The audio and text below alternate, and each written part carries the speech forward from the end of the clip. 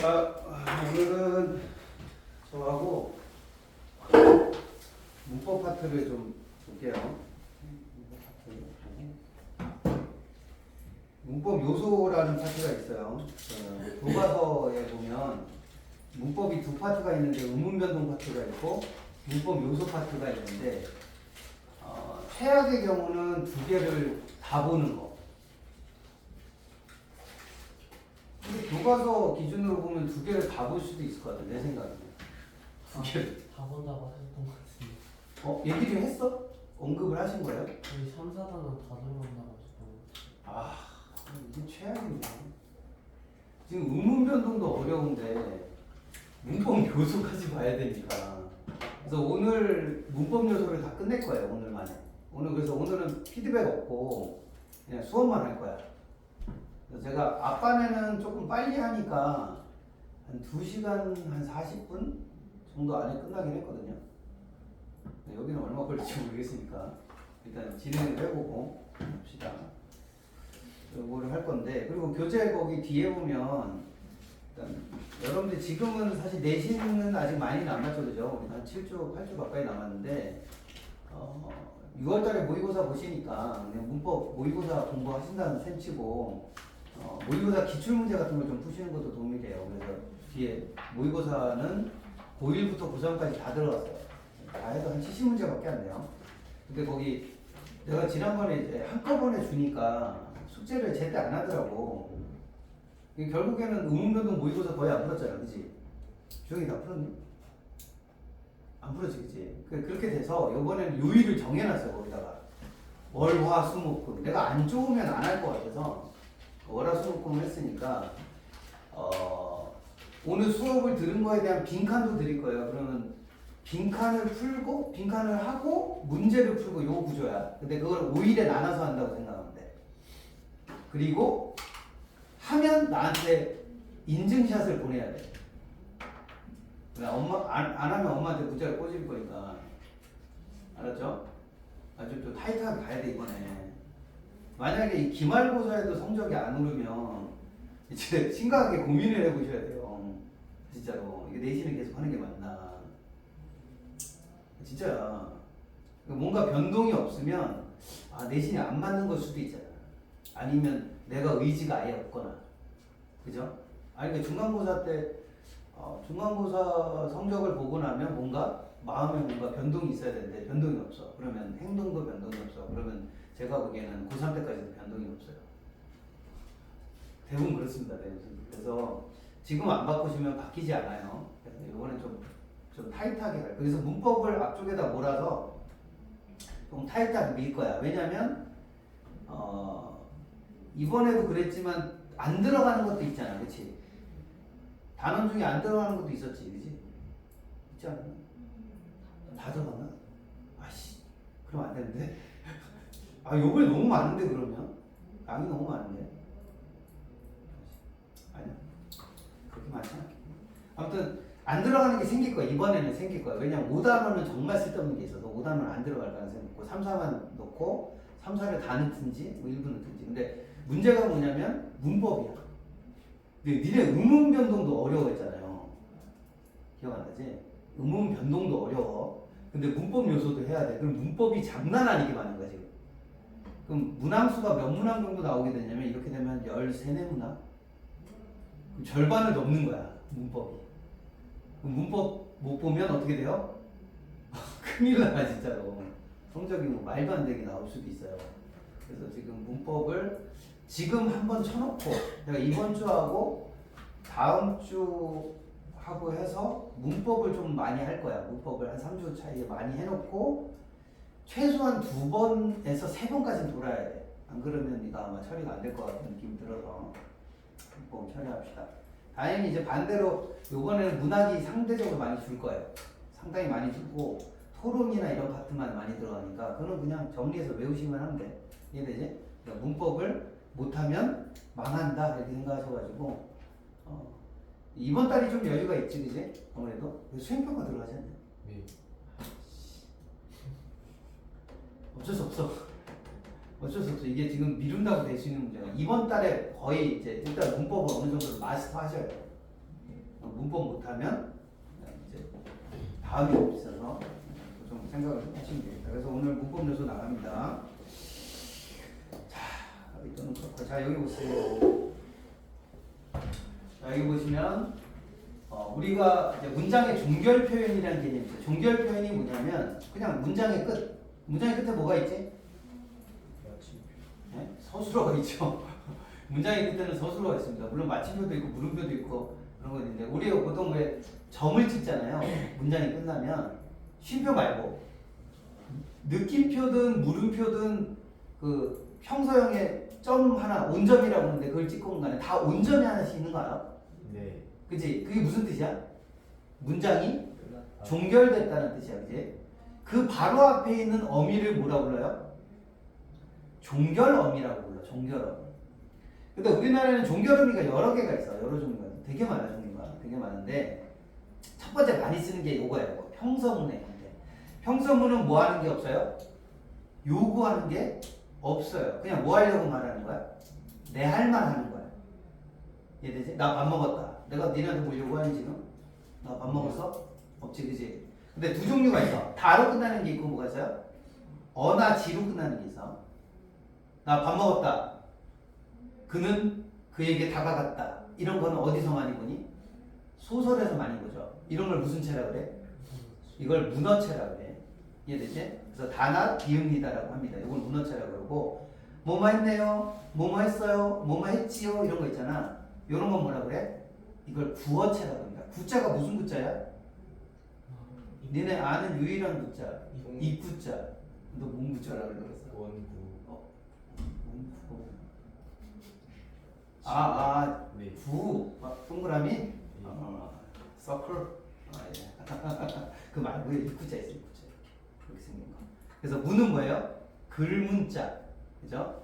구는 입구자. 이 정도 이해해 두시면 될 것 같아요. 다 이해됐죠? 어려운 거 없어. 근데 밑에 내려와봐. 얘는 시험에 잘 안 나와. 근데 얘가 나와요. 얘가 뭐냐면 의문문이야. 자, 의문문을 요구하는 게 있죠. 의문문은 뭘 요구해? 대답을 요구합니다. 근데 대답 종류가 두 개야. 너 학원에 왜 늦었어? 근데 yes 이렇게 답할 수 있어요? 그러니까 긍정 부정으로 답 못하는 게 설명 의문문이라고 있어요.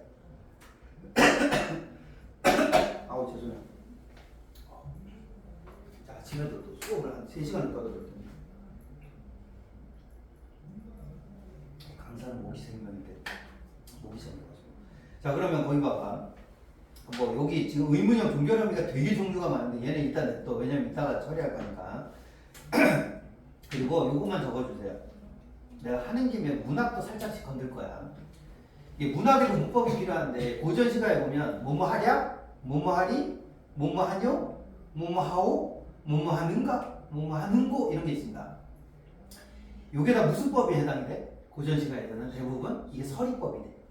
그래서 요건 외워도 니네 이제 2학기로 넘어가면 문학이 다 고전으로 바뀌어요. 지금 현대가 많지? 1학기 때는 현대가 많지만 2학기 때는 고전 문학을 훨씬 많이 하게 되는데 고전 문학에서 가장 많이 쓰는 표현법이 두 개야. 뭐야? 서리법하고 대구법이야.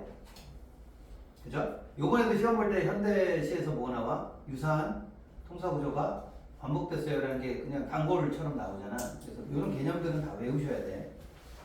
이 정도 알고만 계세요. 야, 이런 건 나중에 또 하면 되니까. 그렇죠? 대답을 요구하는데 지금 여기 얘기한 것처럼 설명 의문문은 의문사가 있는 경우가 설명 의문문이에요. 그러니까 누가 언제 어디서 무엇을 어떻게 왜 이 단어가 나오면 반드시 뭐 해야 돼? 설명을 해야 돼. 대답의 형태가. 너 언제 올 거야? 근데 yes 이럴 수는 없잖아요. 그죠? 너 언제 올 거니? no 이럴 수는 없다고. 그러니까 얘는 반드시 설명해야 돼. 근데 밑에 보세요. 판정 의문문이 있어요. 지금 쉽게 말해서 뭐가 없어? 의문사가 없어. 언제 어디서 무엇을 어떻게 왜가 없어. 없으면 어떻게 돼? yes나 no로 답할 수 있게 돼. 이제 너 밥 먹었어? 그러면 yes 아니면 no 이러면 되잖아. 네. 근데 너 왜 밥 먹었어? 그러면 yes나 no로 답할 수가 없는 거. 딱 두 가지밖에 없어. 이해되지? 네. 재훈아? 오늘 얼굴이 왜 이렇게 어두우세요? 괜찮아? 졸린 거 아니지? 졸리면 안 돼. 자, 그럼 거기 봐봐. 근데 의문문이 종류가 하나 더 있어. 이랬으면 시험이 잘 안 나와. 근데 수사 의문문이라는 게 있어. 우리가 흔히 서리법이라 부르는데 서리법은 문학에서 쓰는 용어고 수사 의문문이 문법에서 쓰는 용어야. 이해돼?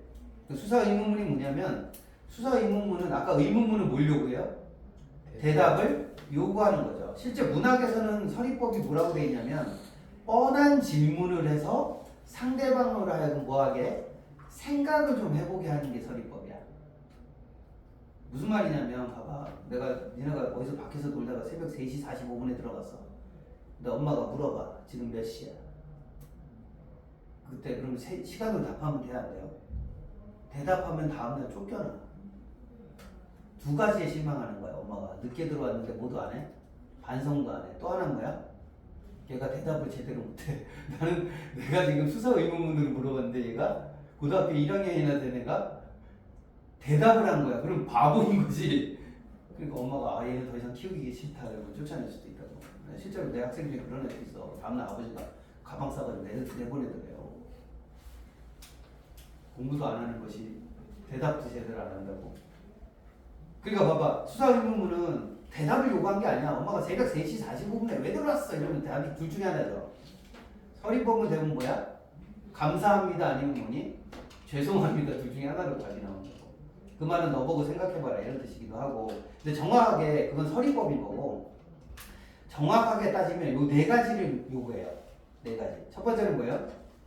야 내가 철수한테 책 한 권 못 사주겠어? 이 말은 반어적 설이라고 하기도 부르는데 못 사주겠어 이 말은 뭐야? 나는 사줄 수 있다로 반대로 해석되는 의문문이 있어요. 얘는 목적이 뭐냐면 그냥 서술이야. 난 너한테 이 정도는 해줄 수 있어. 야 내가 그 정도는 못 해주겠니? 이 말은 내가 그 정도 해줄 수 있어. 두 번째가 뭐야? 야 똑바로 서지 못하겠니? 이건 명령이야. 똑바로 서라. 명령. 됐지? 대답을 요구하는 게 아니지? 세 번째가 뭐냐면 야 진짜 아름답지? 이러고 있어. 야 이거 진짜 멋지지? 이렇게 물어볼 때가 있어. 이건 대답을 요구한 게 아니야. 뭐 한 거야? 자기 진술을 한 거야 지금. 감탄을 말한 거야. 이해되죠? 이거를 문학에서 쓰면 뭐라 불러요? 영탄적 설이라고 불러요. 이해돼? 그러니까 얘는 법은 무슨 법이야? 서리법인데 실제 느낌은 뭐야? 감탄의 느낌을 주는 서리법도 있어. 그제? 자연이 어찌 이리 아름다우냐. 이 말은 무슨 말이야? 엄청 아름다워요 이런 뜻이래요. 되셨나요? 네 번째가 너는 이렇게 장난이 심하니? 그럼 금지. 사실 두 번째 거하고 네 번째 거는 거의 비슷하다고 보시면 될 것 같아요. 그치? 얘네를 뭐라 그런다고?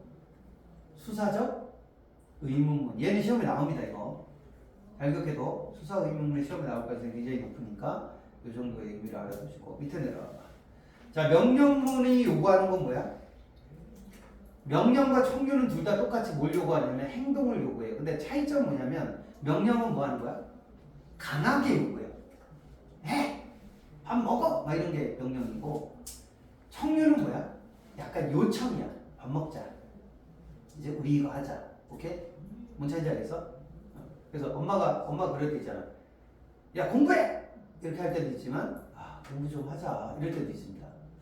이해되죠? 구분을 잠깐 해드릴게요. 명령문 같은 경우는 행동을 강하게 요구합니다. 그래서 명령 형태로 되는데 얘가 종류가 두 종류야. 직접 명령이 있어요. 내가 얼굴을 보고 하는 거죠. 이렇게 얼굴을 보고. 그지? 야, 거기다 써. 어라 형태로 돼 있는 거 있어. 그게 직접 명령이야. 거기다 답을 써라. 야, 자, 지금부터 답을 골라. 이렇게 하는 게 직접 명령이죠. 근데 시험지에 보면 뭐라고 돼 있어?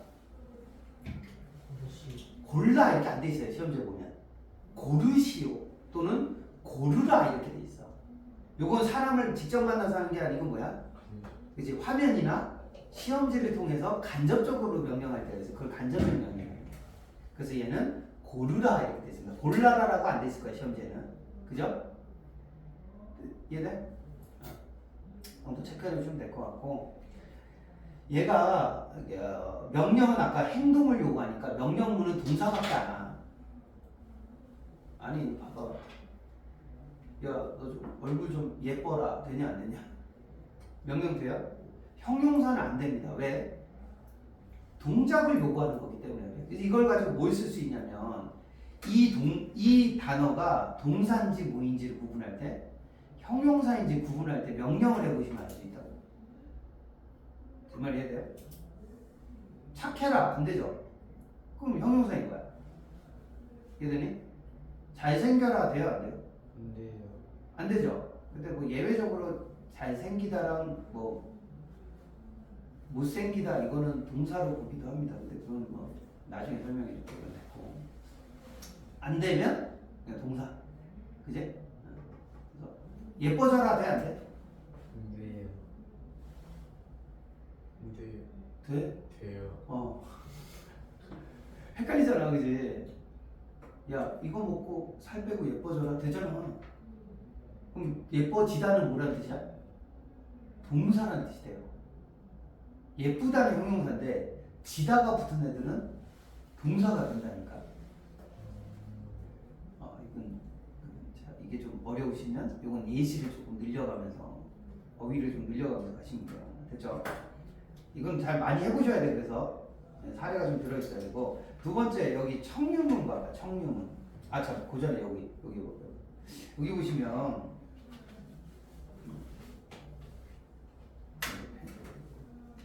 여기 보시면 들어가. 여기 봐봐. 여기 꽃이 참 뭐해라? 예뻐라가 보이실 거예요. 그죠? 그 예뻐라 아까 선생님 예쁘다라는 형용사는 뭐가 안 돼? 명령형 안 되매요. 그럼 얘는 예쁘다에다가 뭐가 붙어서? 네? 어라고 붙이지. 우리 의탈락 배웠죠?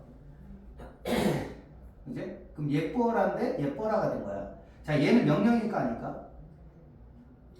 명령이 아니에요. 그럼 이런 게 시험에 나오는 거지. 얘는 무슨 형이야? 얘 감탄형이야. 감탄형. 아이고 예뻐라 이렇게 됐습니다. 됐지? 자, 이런 거 시험에 잘 나온다. 알고 계시면 됩니다. 그럼 청유문 잠깐 가보자. 청유문 아까 원래 청유문은 기본이 뭐야? 우리 밥 먹자 이거는 뭐지? 나만 먹어? 너만 먹어? 같이 먹자잖아. 그래서 요청인데 문제는 밑에 봐봐. 별표 쳐놓은 거 보세요. 명령문과 다르게 청유문은 여러 가지 기능을 가져요. 그러니까 무슨 말이냐면 명령문은 청자한테만 행동을 요구하는 게 명령문이거든. 근데 청유문은 나만 할 수도 있고 너만 할 수도 있고 둘 다 할 수도 있고 세 가지가 다 돼요. 예를 들어서 내가 밥을 먹고 있는데 동생이 밥 먹는 걸 방해해. 그러면 야 나 밥 좀 먹자. 무슨 뜻이야? 밥만 먹자는 뜻이야. 이해돼? 두 번째는 예를 들어서 공부하지 않고 우리 동생이 놀고 있어. 야 공부 좀 하자. 그러면 너만 하라는 뜻이야. 근데 얘가 형태는 무슨 형태야? 자로 끝나는 청유형인데 실제 기능은 뭐에 가깝니? 명령에 가깝죠. 나 밥 먹을 때니까 방해하지 마. 아니면 너 공부 좀 해. 이런 뜻에 가깝습니다. 이해되시면? 그래서 이게 좀 특별한 거예요. 청유문의 특별한 기능이다 이렇게 보시면 돼요. 그럼 시험에는 보통 이런 게 많이 나와. 이해되지? 그 다음에 이거 알아? 왜 버스 타고 가다 보면 앞에 아저씨가 길 막고 있어. 등치 큰 아저씨 막고 있으면 나 못 내려. 그러면 뭐라 그래요? 저 좀 내릴게요. 이렇게 하거나 나랑 나이가 비슷하면 뭐라 그래? 비켜주세요. 비켜 그러면 싸움나. 반말해. 처음 봤는데 저 좀 내립시다 이렇게 합니다. 이게 청유형이야. 비읍시다가 저 좀 내립시다. 거기 좀 자리 좀 양보합시다 이렇게. 이것도 청자나 화자에게 요청하는 거다. 되셨나요?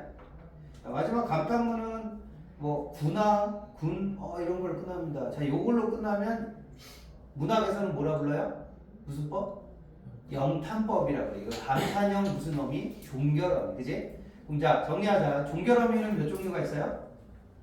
일반 진술을 하는 평서형 종결, 물어보는 형태의 법, 의문형 종결, 그지? 그 다음에 내가 행동을 강하게 요구하는 명령형 종결, 그 다음에 함께하자 또는 요청하는 청유형 종결, 마지막으로 내 감정을 드러내는 감탄형 종결 5가지가 있다 이렇게 하시면 돼요. 어렵지 않죠?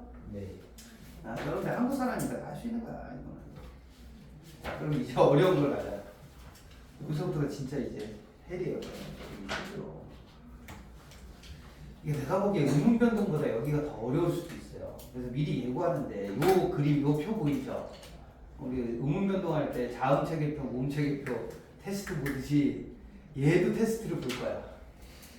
이건 외우는 게 신상에 좋다. 그래서 지금부터 한 4주 정도만 볼게요. 5월달 끝날 때까지만. 아니다, 3번만 보면 되는구나. 5월달 딱 3번 수업 끝나. 아니다, 3번 하나 둘 셋. 아, 4번. 3번 보면 다 5월달로 6월달로 넘어가겠네. 그럼 6월 초까지 봐야 돼. 한 3번은 봐야 될 것 같아, 내 생각에. 3주만 보면 어느 정도 될 거야. 근데 이거 안 해오면 조금 계속 귀찮아지니까 볼 건데 설명을 잠깐만 드릴게요. 여기 보면 상대 높임법이라는 개념이 있어요. 상대 높임법이 뭐냐? 우리나라 높임법이 종류가 3종류야. 내 말을 듣고 있는 누가 나보다 높은 거야? 청자가 나보다 높은 경우. 그지? 두 번째는 뭐야? 내가 말하고 있는 문장의 주어가 높은 경우. 그걸 주체 높임이라고 해요.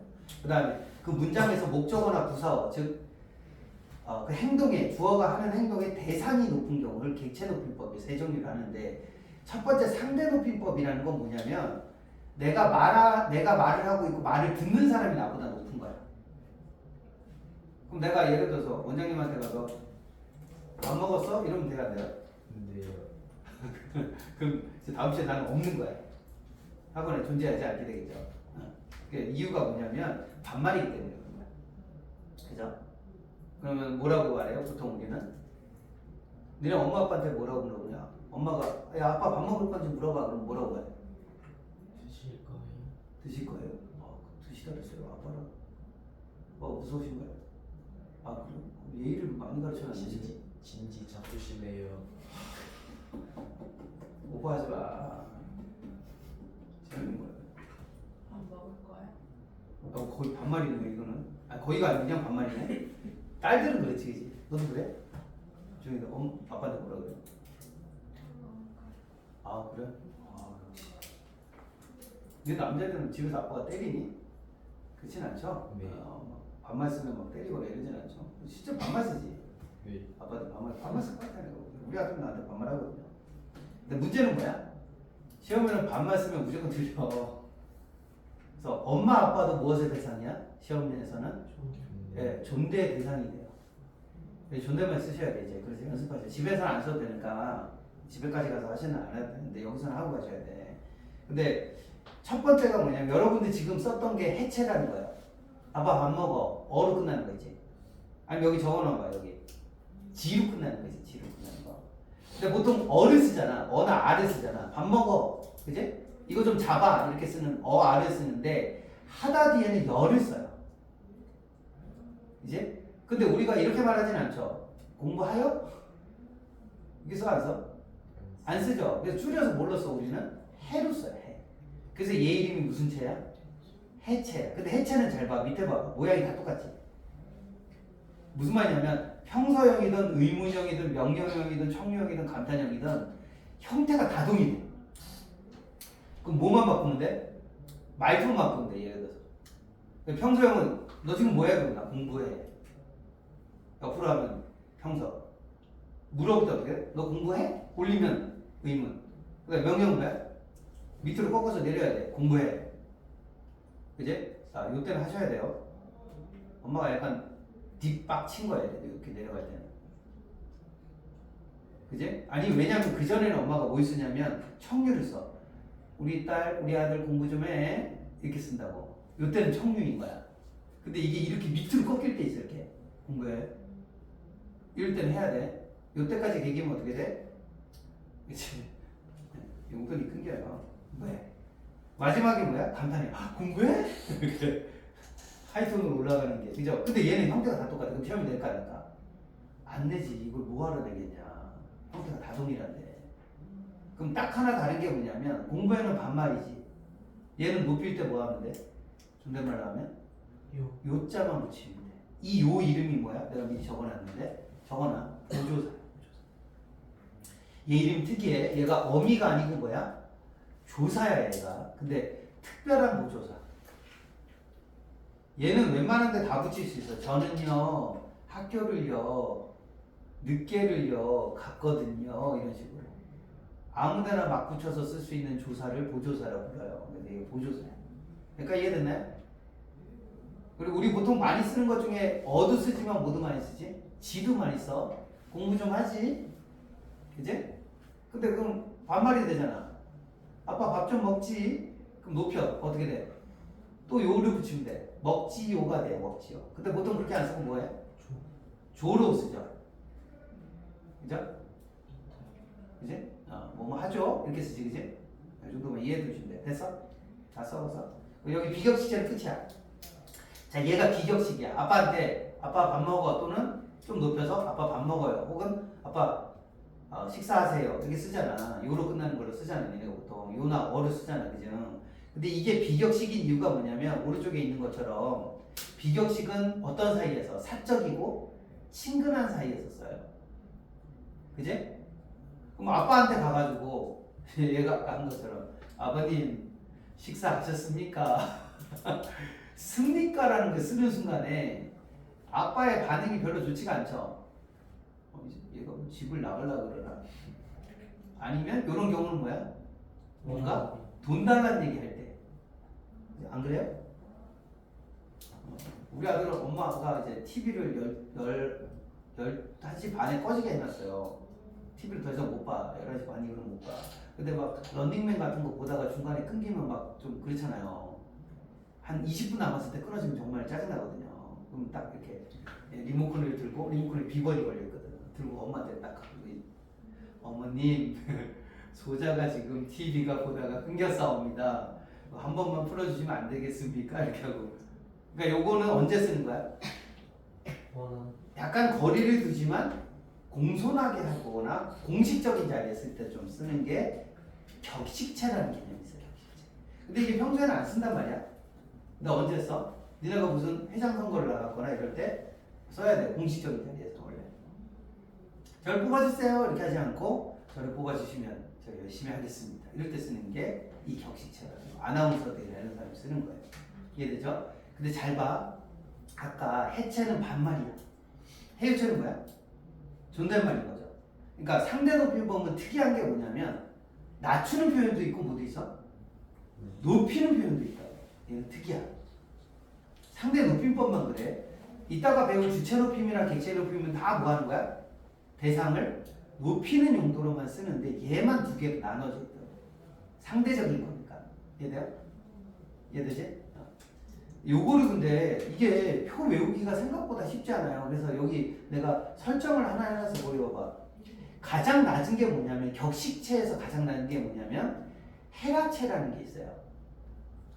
이거는 약간 어떤 걸 상상하시면 되냐면 왜 TV 드라마나 이런 데 보면 약간 되게 엄한 아버지 나오잖아. 아버지 직업이 되게 뭐예요? 장성급의 군인이야 대부분 보면. 그지? 아빠 되게 근엄하시고. 그럼 집에서도 어떻게 말씀하시냐면 아들한테 니네 보통 아빠는 뭐라 그래? 너 밥 먹었어? 이렇게 하잖아. 근데 이 집 아빠는 뭐라고 말해요? 너 밥 먹었느냐? 아 이건 사극에 가깝나? 너 밥 먹었냐? 이렇게 말하는 아빠 있어요. 실제로 드라마를 같은 데 보면 그죠? 그리고 오늘은 이것 좀 해라 이렇게 말한다고 아빠가. 이게 격식이 있는 말투라서. 근데 약간 뭐는 생겨? 거리감이 좀 생기지. 심리적 거리가 좀 있어요. 이렇게 되면. 그럼 아빠랑 아들이랑 별로 안 친하지. 그런데 보면 이제 아빠가 너무 꼰대야. 엄해. 그래서 이런 건데 잘 보면 아들한테 이렇게 돼. 예를 들어 아들아 너 요즘 공부 열심히 한다. 너 요즘 공부 열심히 하냐? 이렇게 쓴다고. 이해돼? 그다음에 명령형이 어떻게 돼 있어? 얘가 해라 형태로 돼 있어. 너 앞으로 열심히 해라. 이렇게 한다고. 예를 들어서 그 다음에 청유형은 아까 공부 열심히 좀 하자. 그래 너 요새 공부 열심히 하는구나. 이렇게 쓴다고. 그렇지? 얘가 제일 낮은 거야. 근데 사위가 왔는데 아들한테 쓰는 걸 그대로 쓸 수는 없잖아. 사위 공부 좀 하자. 이럴 수는 없잖아. 그런데 사위 밥 먹어라. 이렇게 그럼 좀 그렇잖아요. 사위인데. 그럼 아들보다는 높여야 되지만 그렇다고 존댓말을 쓸 수는 없잖아. 그때 쓰는 게 하계체야. 황서방 이리 좀 오게. 이 개자 안 쓴다고. 이걸 하계체라 그래. 하계체. 이거 외워야 된다고. 되셨나요? 그죠? 얘 차이는 뭐냐면 자 여기 보면 자 외우기 또 쉬운 이따 기준이 하나가 있어. 몇 개를 처리할 수 있는데 얘가 개자로 끝나잖아. 하계체가.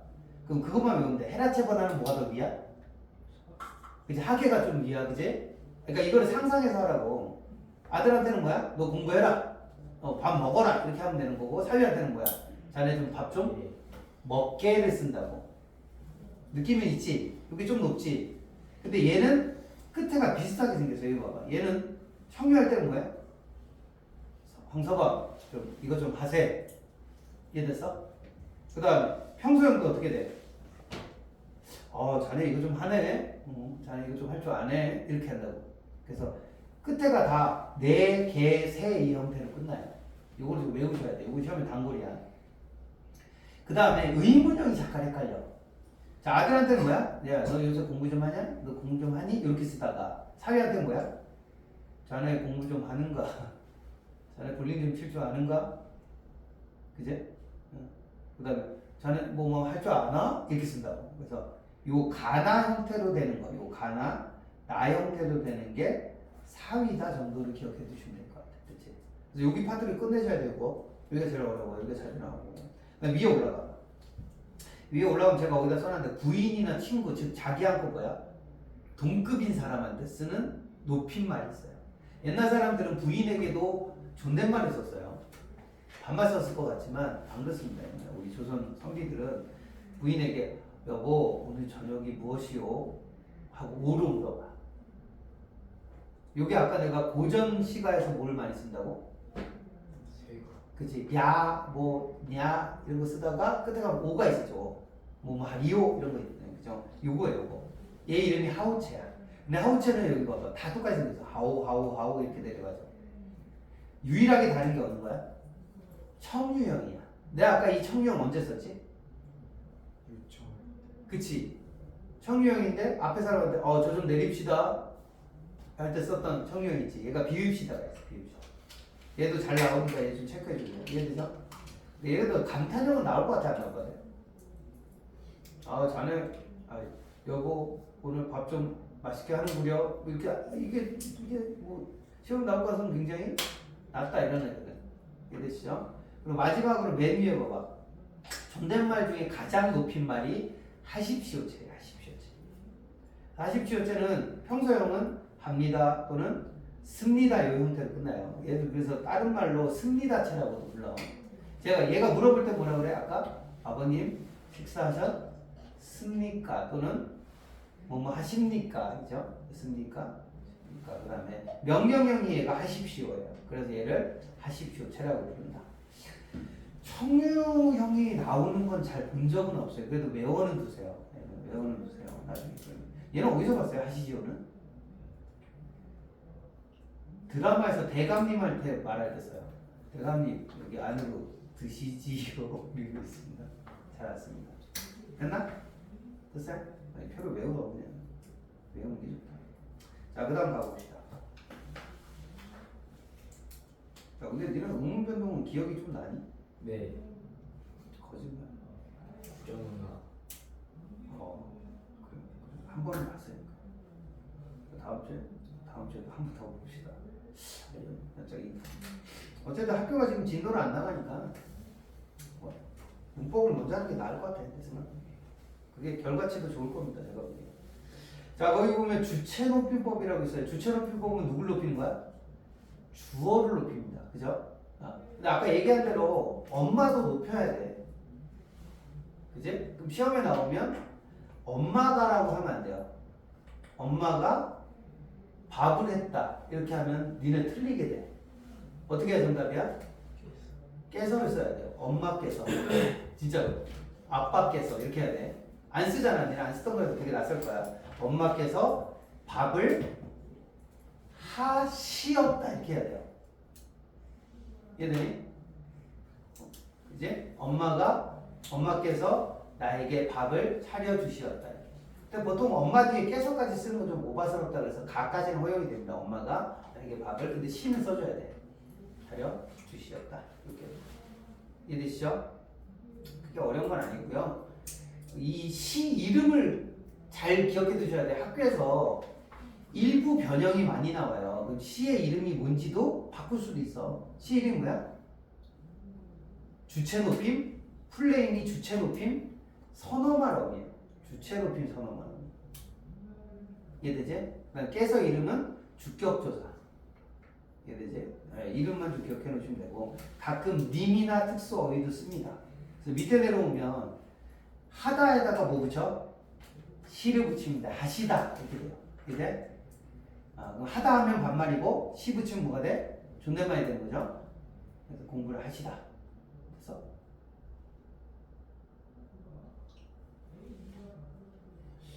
저희 중간에 약간 점검을 잠깐 하고 볼게요. 봐봐. 상대하고 주체하고 헷갈릴까봐 제가 설명을 잠깐 해줄게요. 자, 니네가 나한테 선생님 적진 않아도 이거 보기만 해. 선생님. 그럼 선생님이 뭐가 돼? 청자죠. 그럼 청자면 무슨 높임 쓰라고 할까? 상대 높임. 그 상대 높임은 어디를 바꿔야 돼? 맨 끝부분에 있는 종결어미를 바꿔줘야 돼. 그지? 근데 선생님이 행위의 주체이기도 해. 선생님 밥 먹었어요. 선생님 밥 먹었어? 선생님 반말이지. 자 그럼 여기다 어떻게 해주라고 할까? 그죠. 자 여기 상대 높임은 여기 종결에다 뭐 넣어줘? 요. 요를 넣어주든가 아니면 다자 형태로 끝나면 뭐로 해주든가 습니까 형태로 해주든가. 이해되지? 자 요거는 내가 지금 뭘 실현한 거야? 상대 높임을 실현했잖아. 그지? 근데 밥을 먹은 행위의 주체가 누구야? 선생님. 나잖아 나. 내가 먹었잖아. 그치? 그럼 나 그것도 높여야 돼 원래. 뭔 말인지 돼? 그러니까 선생님이 모인 동시에 청자인 동시에 모이기도 한 거야. 주어이기도 한 거야 이 문장에. 그럼 여기다 뭘 넣어주려고 할까? 밥을 바꿔요? 깨서 먹다를 뭘로 해주면 돼? 드셔. 드시다로 바꿔주면 되는 거야 이렇게. 그죠? 그러니까 두 군데를 바꿔야 된다고 내가. 왜냐면 내가 두 개 다 걸렸어. 내가 니네가 말하는 거에 뭐야? 듣는 사람이 청자이기도 하죠. 근데 동시에 뭐야? 내가 그 행위에 주어이기도 한 거야. 내가 먹는 사람이기도 하니까. 그렇지? 그러면 높임법이 한 사람한테 두 개씩 걸린다고 그러면. 그럼 선생님 밥 먹었어? 이렇게 하는 게 아니고 선생님 밥 드셨어요? 이렇게 해야 된다고. 제 말이 돼요? 아니면 드셨습니까? 이렇게 하든가. 격식적으로 말하면. 뭔 말인지 이해되지? 이거 잘 구분하셔야 돼. 그리고 또 하나 알려줄게. 자 그럼 여기 드시다 같은 경우는 드다가 있어요? 없어요? 없죠? 그럼 드시다가 한 단어야. 그 말은 밑에 봐봐. 계시다도 게다가 있어요? 없어요? 없죠? 그럼 이 시하고 하시다의 뒤에 붙어있는 시하고는 같은 거야 다른 거야? 다른 거야. 계시다는 그게 한 단어야. 계시가 한 단어고 하시다는 뭐야? 하다와 뭐를 결합한 거? 선어만 어미인 시를 결합한 거야. 뭔 말인지 돼? 그래서 요 이 위에 있는 시랑 아래에 있는 시가 다른 거야. 정도를 기억해 주셔야 돼. 주무시다도 주무다가 있어요? 없어요? 주무다가 있어요? 없죠? 그러니까 얘도 한 단어야. 그 정도는 할 수 있어. 그리고 돌아가시다는 돌아가다가 있긴 한데 그게 죽다라는 뜻으로 써요? 안 써요? 안 쓰이죠? 그러니까 돌아가시다도 한 단어로 보시는 게 맞아. 근데 편찮으시다라는 단어 같은 경우는 편찮다라는 말이 따로 있어요. 그지? 그럼 편찮다에다 뭘 붙인 거야? 선어만음이 의시를 붙인 걸로 보시는 게 맞아요. 그런 경우. 이건 근데 학교마다 다르기 때문에 이건 나중에 혹시 시험범위 들어가면 선생님한테 확인을 해봐야 돼. 혹시 이해되지? 예시가 만약에 편찮으시다가 시험범위에 들어왔다 그러면 학교 가서 선생님하고 얘기를 해서 확인을 좀 해봐야 된다. 어떻게 볼 거냐? 편찮으시다를 한 단어로 보는 선생님들이 있어. 요거는 나중에 조정하시면 되겠다. 됐나요? 자 그리고 밑에 내려와봐. 이제 주체 높임법에 우리 많이 쓰는 예시 중에 여기 중간 예시 한번 볼게요. 교장 선생님의 훈화 말씀이 계시겠습니다. 돼야 안 돼요?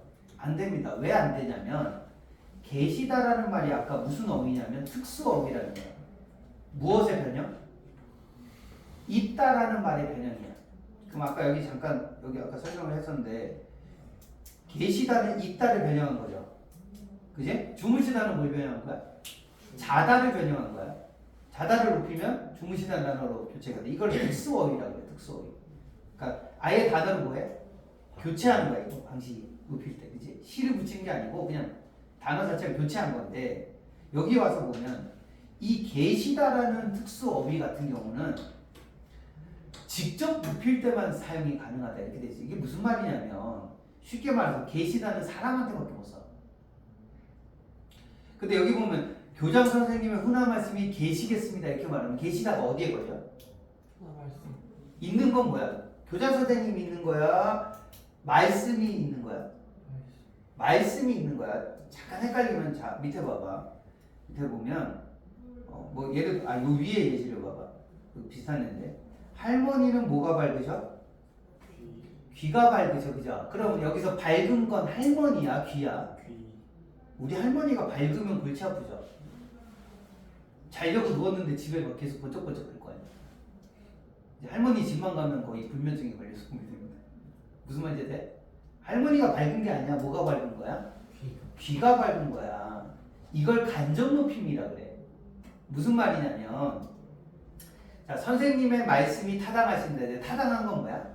말이 타당한 거야. 근데 얘를 묶어봐. 여기 지금 내가 오른쪽에 형태로 있는데 여기 서술자리라고 하는 거야. 이것까지 몰라도 돼. 말이 타당한 게 누구야? 선생님인 거지. 밑에도 봐봐. 귀가 밝은 게 누구야? 할머니인 거지. 이런 식으로 높이는 거라고. 이해돼? 그러니까 밝은 건 귀인데 이해돼? 밝으십니다가 걸린 거는 귀에 걸렸는데 이게 같이 걸리면서 귀가 밝으신 분을 높이는 거야. 귀가 밝으신 게 누구야? 우리 할머니인 거지. 그래서 여기 지금 그림처럼 여기 봐봐. 요걸 잘 이해하면 돼. 요거 봐봐. 교장 선생님의 훈화 말씀이 계시다가 왜 안 되냐면 계시다는 말씀에만 걸려서 교장 선생님을 높이지 않게 돼. 그러니까 얘는 쓸 수가 없게 되고 말씀을 높일 수는 없잖아. 그지? 그럼 얘 실제 목적은 뭐냐면 있으시다를 쓰는 거야. 자, 있으시다를 쓰면 있으시다가 뭐가 있는 거야? 말씀이 있으신 거지. 그지? 그지? 그럼 하신 말씀이 있으신 분이 누구야? 교장 선생님이 되는 거야. 무슨 말인지 돼? 이해됐어? 그래서 이게 있으시다가 말씀을 높인 다음에 다시 누굴 높여? 교장 선생님을 높이니까 있으시다가 말씀을 거쳐서 교장 선생님한테 가는 간접적인 높임법이 된다 그래. 근데 이거는 유형이 뭐야? 이 말을 한 게 누구지? 교장 선생님이야. 그러니까 이게 주체 높임법인데 주체 높임법 중에 이렇게 간접적인 높임법이 있다는 거야. 얘는 내가 왜 이렇게까지 설명을 하냐면 얘는 시험에 나오는 게 거의 95% 이상이라고 봐요. 힘들지. 근데 지금 어렵죠. 지금 보시고 문제 푸시면서 또 보시고 해서 얘를 어쨌든 마스터링을 하셔야 돼. 그래서 제가 얘를 여기다 몇 개 그려놨는데 얘는 기본 구조가 이렇게 생겼다. 그래서 이거 봐봐. 간접 높임의 기본 개념은 이런 거야. 선생님하고 관련된 일을 높여서 누굴 높이는 거야? 선생님을 높이는 거야. 이해돼? 그 다음에 할머니의 신체 일부를 높여서 어떻게 하는 거야? 할머니를 높이는 거야. 또 선생님이 가지고 있는 소유물을 높여서 넥타이를 잘 어울리시다 이렇게 해서 넥타이를 높여서 누굴 높이는 거야? 할머니를 높여. 아니 선생님을 높여. 그러니까 할머니의 따님을 높여서 할머니를 높여. 잘 봐. 여기 맨 끝에 거 봐. 따님을 높인 거야? 할머니를 높이는 거야? 따님을 높일 거야. 아이고야 한계가 왔구나 또. 자, 잘 봐. 내가 설명을 하나 해줄게. 할머니 따님이 계신가요? 이랬어. 그럼 이건 누굴 높인 거야? 할머니야? 따님이야? 아니야. 계시다고 썼잖아 내가. 딸을 높인 거야 이때. 내 말이 이해돼 안 돼? 그지? 근데 할머니 따님이 있으신가요? 이랬을 때는 할머니를 높인 거야. 근데 딸을 높여서 할머니를 이렇게 높여준 거야. 이해돼? 그러면 두 번째 케이스는 할머니 따님이 있으신가 했을 때 딸이 나보다 뭐 할 수도 있어? 어릴 수도 있어. 이해되니? 딸이 나보다 어려도 이렇게 써도 된다는 거야. 되셨나요? 이걸 간접 높임이라 그래. 됐죠? 마지막 객체 높임 가봅시다. 자, 객체 높임은 목적어나 부사어가 나보다 높을 때야. 예를 들어서 여기 봐봐. 이거 좀 적어봐요. 얘만 기억하시면 돼요. 자, 아까 직접 높임하고 달라요. 객체 높임은 딱 4개로 정해져 있어. 뭐냐면 자, 할머니를 보러 갔다라고 안 하고 뭐라 그러지? 할머니를 뵈러 갔다. 뵙다 또는 뵈러를 써. 뵙다는 문어체고 뵈다는 구어체야. 그 다음에 할머니를 데리고 가다라고 하는 뭐라 그래? 할머니를 모시고 갔다. 그럼 할머니가 뭐야? 할머니를 뵈다. 할머니를 모시다. 할머니가 목적어야. 그지? 그러니까 목적어가 나에게 있어서 뭐의 대상이야? 말하는 사람한테 있어서 높임의 대상이야. 그때 쓰는 게 객체 높임법이야. 근데 객체가 하나 더 있어. 목적어 말고 누구야? 할머니에게 사탕을 줬어. 이러면 반말이죠. 네. 그러면 그거를 깨로 바꿔야 돼. 할머니에게 쓰지 말고 할머니께 사탕을 줬어가 아니고 뭐야? 드렸어. 주면 안 된다고. 들었다. 그러니까 할머니에게 할 때 할머니에게가 뭐야? 할머니가 내 행위의 대상인 부사어야. 이해됐어? 쉽게 말하면 그냥 에게 붙은 게 부사어야. 근데 에게라고 쓰면 안 되고 그럼 반말이야. 그럼 할머니께 선물을 주다라고 하면 안 되고 어떻게? 드렸다. 그 다음에 할머니께 질문을 묻다라고 하지 않고 뭐라 그래? 할머니께 질문을 여쭈었다. 여쭈다. 여쭈다가 구어체, 여쭙다가 문어체 이렇게 이해하시면 될 것 같아요. 우리나라는 이게 귀찮아요. 기능은 똑같은데 형태만 다른 게 좀 많아. 되셨나요? 자, 그럼 마지막 테스트를 보고 쉴 겁니다. 자, 여기 문장을 빨리 쓰세요. 아버지, 어머니가 할머니 데리고 할아버지에게 더 바꾸고 싶은데 일단 여기까지만 좀 길어지고 빨리 써봐. 그 여러분 나름대로 고쳐보세요. 지금 이거 완전 반말투성이지? 네. 내가 아버지, 어머니, 할머니, 할아버지 다 반말하고 있어요. 싹 바꿔봐요. 연필로 바꾸세요. 틀릴 가능성도 있습니다. 연필로 바꿔보세요.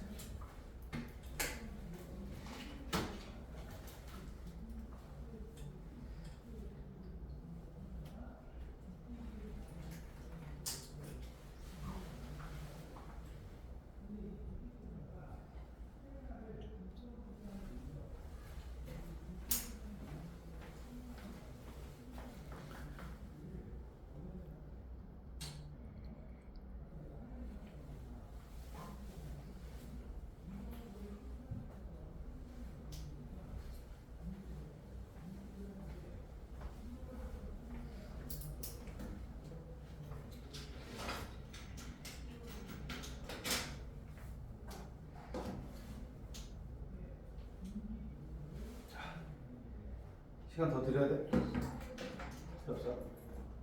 괜찮아요?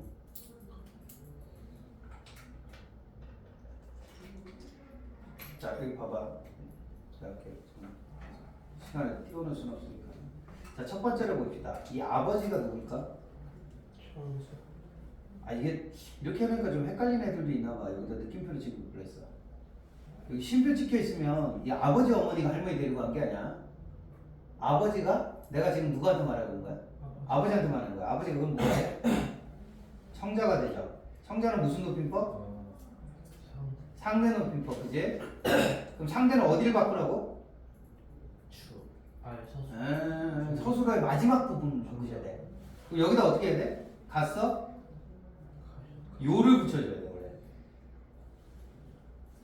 오케이? 아니면 여기 다로 끝나면 뭐로 바꿔줘? 씁니다로 바꿔주셔야 돼, 여기를. 아직 완성이 안 됐어. 그냥 이렇게 써봐, 그지? 그치?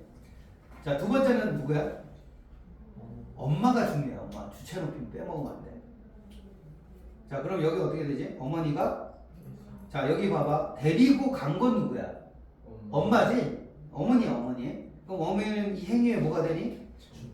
주체가 돼, 주어가 돼, 그지? 주체가 되니까 주체 높임법 아까 못 쓴다고? 깨서와 또 하나 뭐야? 깨서와 시를 쓰셔야 돼, 시. 그럼 여기를 보시면 갓서를 분리하면 어떻게 돼? 가다에다가 뭐가 붙은 거니? 어시 붙은 거지. 어써요가 돼요. 이해돼요? 갓서요잖아, 그지? 갓서요가 되니까. 자, 근데 부족한 게 아니지. 행동의 주체에다가 시를 써줘야 돼. 그래서 여기다가. 그럼 완성하면 뭐가 돼? 가셨어요가 돼. 가셨어요. 원래 이렇게 정답이 되는 거야. 이해되지? 그 옆에 거는 가셨습니다가 되는 거야. 가셨습니다. 이해되시나요? 자, 이렇게 바꿔주시는 게 맞아요. 이해되지? 그럼 갔어, 갔다 이렇게 하면 다 반말이니까. 그러면 아버지도 높여들었고 청자인 아버지도 높여들었고 누구도 높였어요? 주체인 어머니도 높여드린 게 끝난 거야. 그치? 여기까지 하셔야 돼. 실제 시험이 이렇게 나옵니다. 그 다음 제가 그렇게 복잡하게 그린 거 아니니까 이 정도는 해야 돼요. 자, 그 다음에 봐봐. 할머니랑 할아버지가 둘 다 뭐야? 할머니는 이 문장이 뭐가 되겠니? 목적어가 되시고 할아버지는 부사어가 되시겠습니다. 그럼 아까 애게 대신에 뭐 쓰라고 했지? 게 무슨 높임법? 객체. 자, 객체입니다. 객체. 목적어나 부사어는 둘 다 뭐가 된다? 객체. 객체가 둘이나 계시네, 그지? 객체 높이는 대상이 둘이나. 그리고 데리고 쓰면 안 되죠? 네. 뭐라고 쓰라고? 모시고. 그럼 문장을 완성하면 어떻게 돼요? 아버지, 어머니께서 할머니, 원래 르리 여기 생략된 거야. 알고 있지? 네. 할머니를 모시고 할아버지께 가셨어요? 아니면 가셨습니다. 이렇게 끝나야. 요게 완성이야. 그래서 보통 시험에서 어렵게 낼 때는 요것밖에 없어요. 주체, 객체, 상대를 다 써. 아니 반대로 물어보는 경우도 있어. 이 문장에는 높임법이 몇 종이 쓰였냐? 이해돼? 그럼 뭐 예를 들어 주체랑 객체만 썼으면 2종. 지금처럼 상대, 주체, 객체 다 썼으면 3종. 1종은 안 나와. 고등학교는 1종은 안 난다고 보시는 게 맞아. 1종 나오면 땡큐고 맞으면 되고. 되셨나요? 다음은 시간표인데 오늘 쉬었다.